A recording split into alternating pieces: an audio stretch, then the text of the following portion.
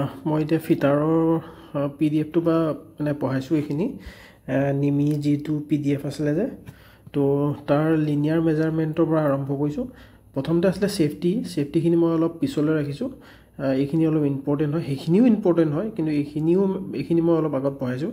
তো এতিয়া মই আৰম্ভ কৰিছোঁ লিনিয়াৰ যিটো মেজাৰমেণ্ট হয় সেইটো চেপ্টাৰটোৰ পৰা তো steel rules are made up of spring steel or stainless steel এটো ইম্পৰ্টেন্ট কোৱেশ্চন হয়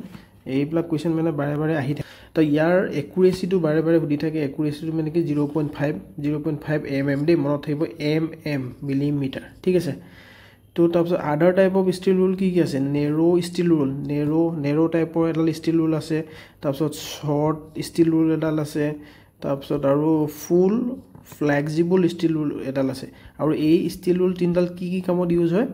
তো নেৰো ষ্টিল ৰুলডাল কি কামত ইউজ হয় narrow steel rule is used to measure the depth of keyway মানে শাফ্টডাল থাকে শাফ্ট আৰু মানে কাপলিং ইয়াৰ মাজতে মানে এই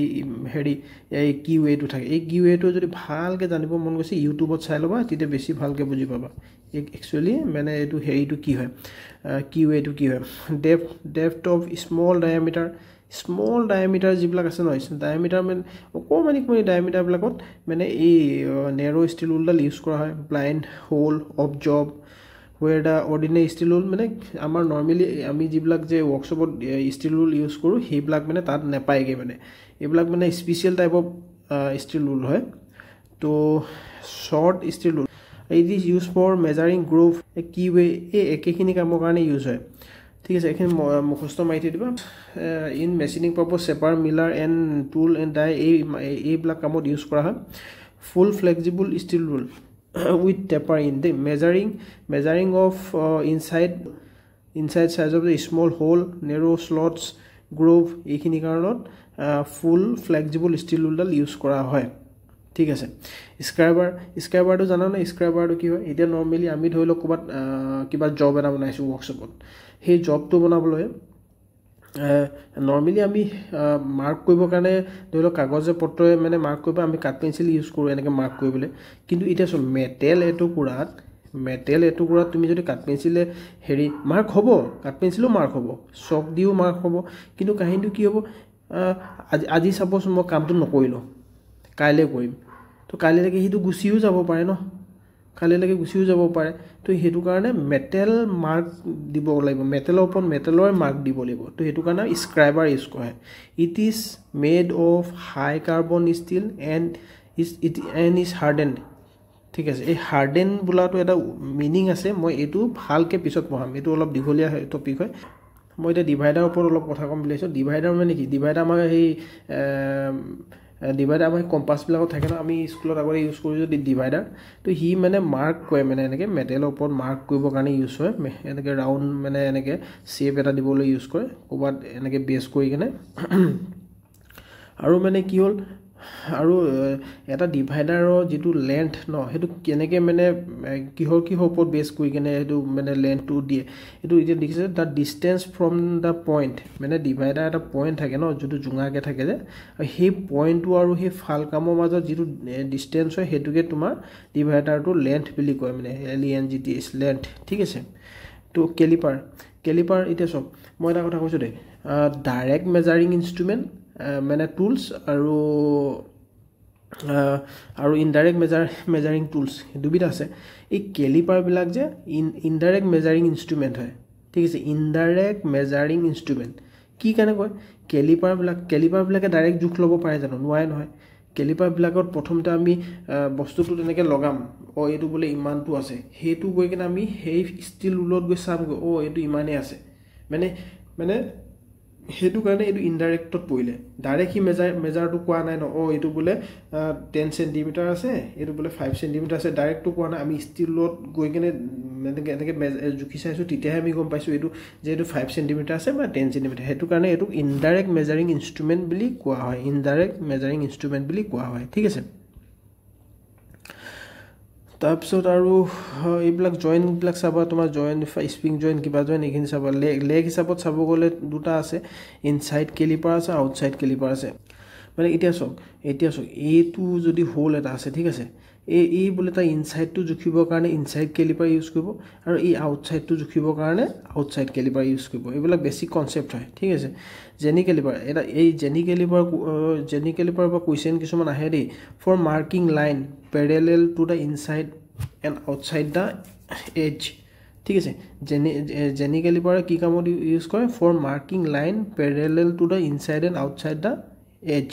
হ্যাঁ এটা সাপোজ মোক এনেকুৱা কাঠৰ টুকুৰা এটা আছে ঠিক আছে এই যে এই কাঠটো দেখিছা এই কাঠটো বোলে সমানকে বোলে মোক ইয়াত লাইন এটা লাগে তেতিয়া জেনি কেলিপাৰ এটা লেগ ইয়াত বেস কৰিব তাৰপিছত এটা লেগ ইয়াত দিব যেটো জুঙা লেগটো তো এনেকে সুচৰাই নিব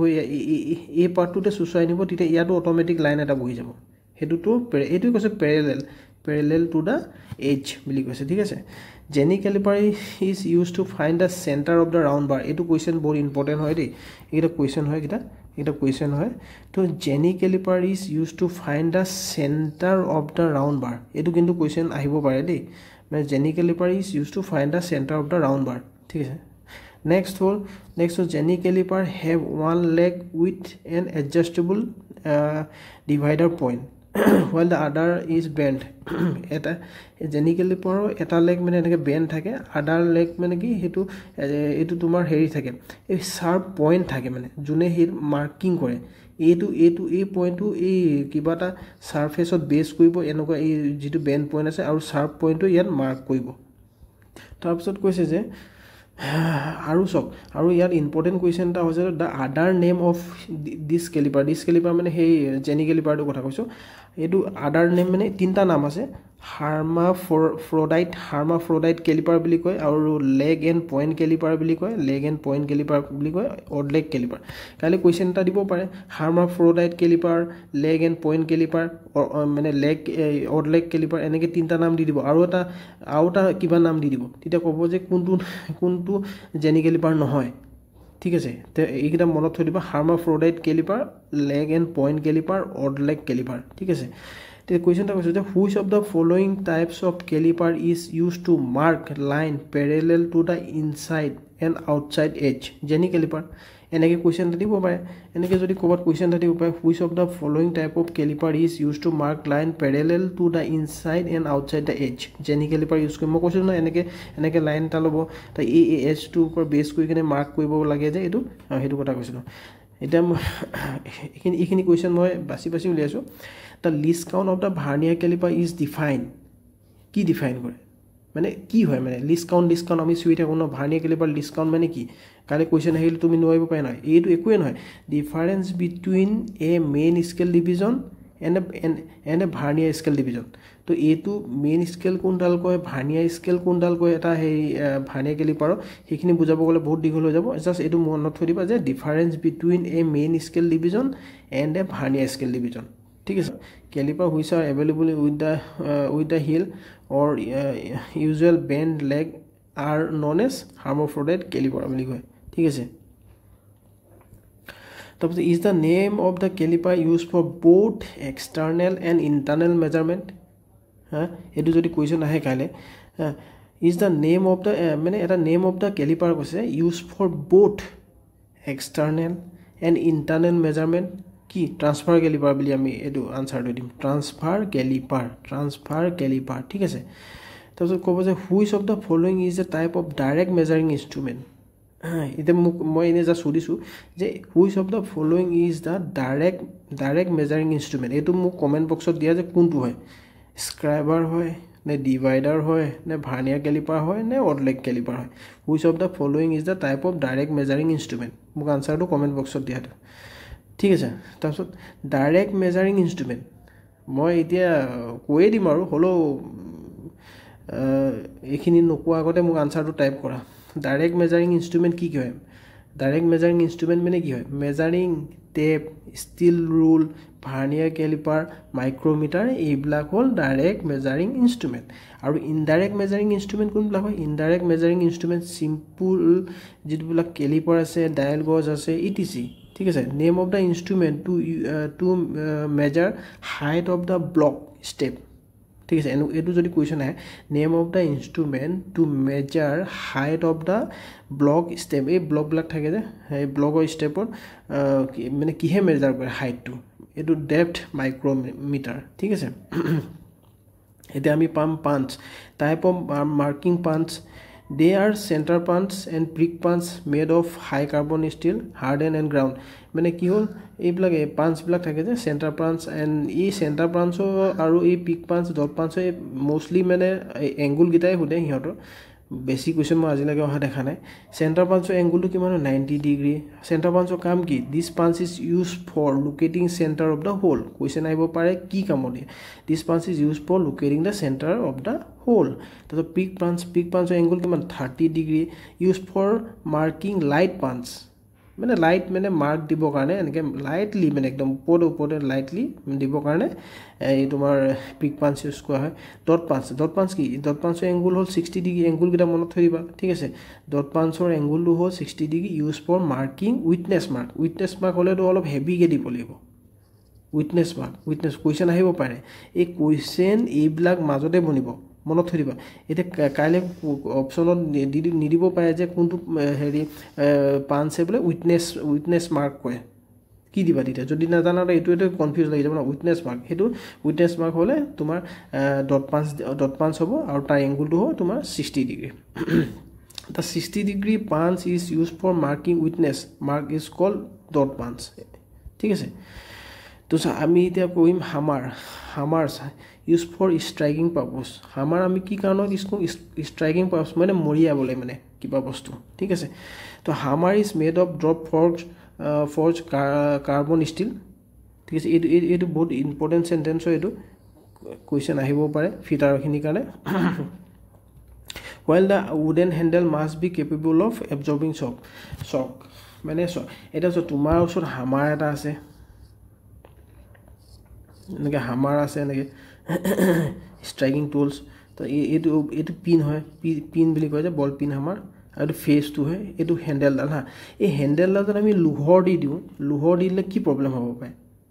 হা লোহৰ দিলে তুমি চাবাচোন লোহৰ বা এনেকৈ কিবা মেটেলৰ যদি কিবা পাইপ এডোখৰ তুমি যদি বেলেগত ক'ৰবাত মৰি আছো হাতখন জিনজিনাই নাই তো সেইটো কাৰণে যে সেইটো কেলৈ জিনাই মানে কি সেই মেটেলডোখৰ শ্বকটো এবজৰ্ব কৰিব নোৱাৰে তো এই কাঠ ইউজ কৰে কাঠ সেইটো কাৰণে এই কাঠ কি কাৰণে ইউজ কৰে বুলি ক'লে শ্বকটো এবজৰ্ব কৰিবলৈ ঠিক আছে এইটো কুৱেশ্যন আহিব পাৰে উডেন হেণ্ডেল আমি কি কাৰণে ইউজ কৰোঁ এবজৰ্বিং শ্বকটো এবজৰ্ব কাৰণে এই মানে কাঠৰ হেণ্ডেল ইউজ কৰা হয় ঠিক আছে এপ্লিকেশ্যন অফ হামাৰ পিন তাৰপিছত এই মানে কি হামাৰবিলাকৰ এই পিনটো যিটো আছে যে ওপৰত যে থাকে এনেকৈ কিছুমান ষ্টেট থাকে কিছুমান বল থাকে এনেকুৱা সেইখিনি কি কাৰণে কি কামত ইউজ হয় বুলি কৈছে the ball peen is use for riveting ball যিটো বল টাইপৰ থাকে ন যিটো বল টাইপ অলপ আগত আঁকিছিলোঁ যে এইটো বল পিন হামাৰ এই ওপৰতে বল টাইপৰ এইটো হৈছে কি কাৰণে থাকে সেইটো কৈছে ৰিভেট দেখিছা ন ৰিভেটবিলাক জইন কৰিবৰ কাৰণে মানে মৰিয়াবৰ কাৰণে এই বল পিন হামাৰ ইউজ কৰা হয় cross peen hammer is use for speeding the metal in one direction এইটো মনত থৈ দিবা হা the cross peen is used for spreading the metal in one direction তাৰপিছত straight pin is used for এটা কৰ্নাৰ হা এতিয়া কোনোবা কাইলৈ কুৱেশ্যন আহিব পাৰে যে কৰ্নাৰত কোনটো পিন হামাৰ ইউজ কৰা হয় এইটো তুমি কি দিবা ষ্ট্ৰেইট পিন হামাৰ ইউজ কৰা হয় ঠিক আছে the weight of the engineer যিটো হামাৰ আছে সেইটো কিমান হ'ব লাগে মানে 250 গ্ৰাম দেই মনত থ'ব দ্য ইঞ্জিনিয়াৰ হামাৰ ইউজ মাৰ্কিং পাৰপজৰ কাৰণে যিবিলাক ইঞ্জিনিয়াৰ হামাৰ বুলি কয় সেইবিলাক তোমাৰ 250 গ্ৰাম থাকে ঠিক আছে এতিয়া আমি যাম হামাৰৰ MCQলে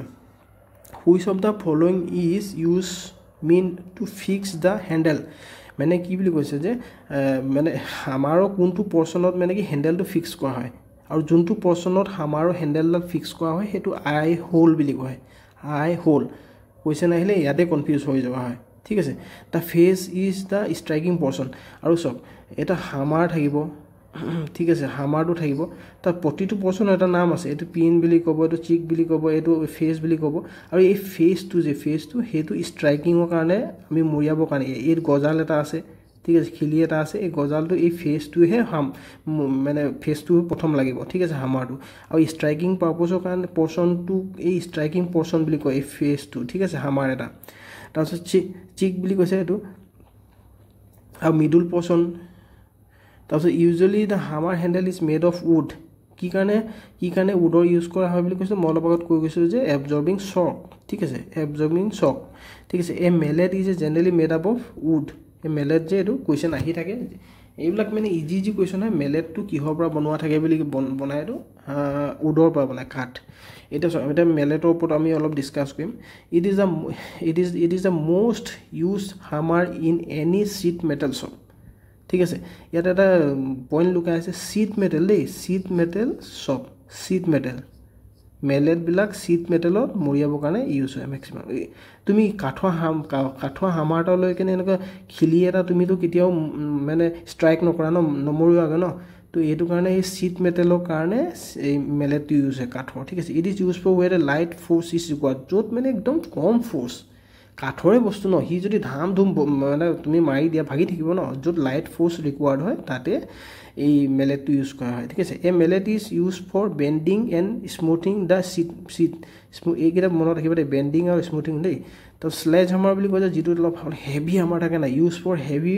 ফৰ্জিং ৱৰ্কৰ কাৰণে ইউজ মানে হেভি ৱৰ্কৰ কাৰণে ইউজ হয় তাৰপিছত cross peen hammer use for the speed the metal in one direction এইটো মই অলপ আগত কৈ গৈছিলোঁ তাৰপিছত ষ্টেণ্ডাৰ্ড চোৱা আমি অকল মেলেট বুলিহে পঢ়িছিলোঁ মেলেট বুলি ভাবিছিলোঁ মেলেটটো কিহৰ পৰা বনায় কাঠ সেইটোহে আমি জানো কিন্তু মেলেটৰ তিনিটা পাৰ্ট আছে ন তিনিটা ভাগ আছে ন মানে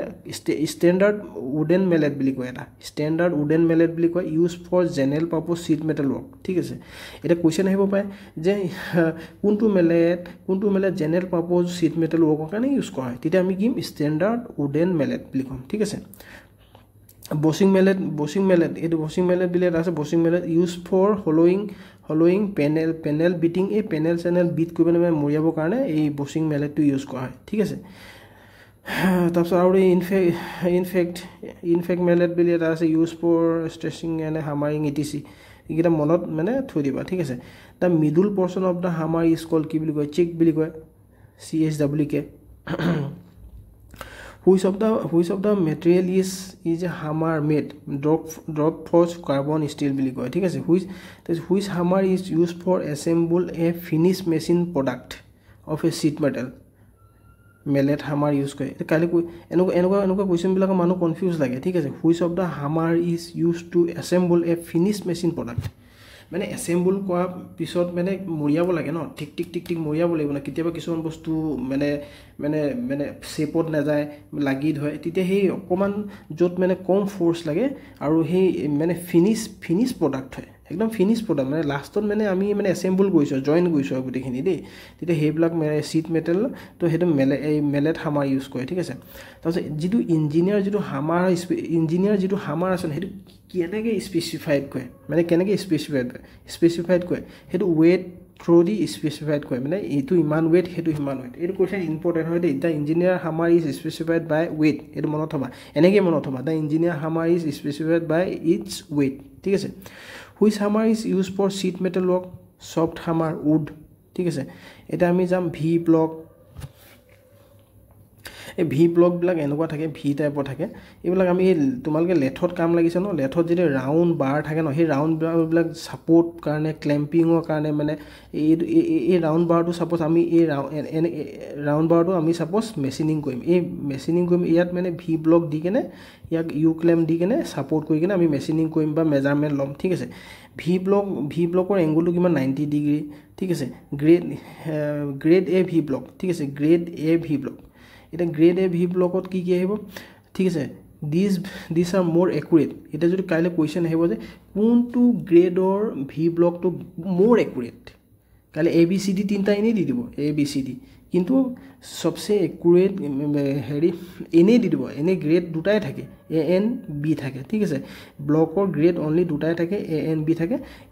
এটো হ'ল পুৰা মানে একুৰেট মানে এটো পুৰা একুৰেট তাৰপিছত ইয়াৰ এভেইলেবল অনলি আপ টু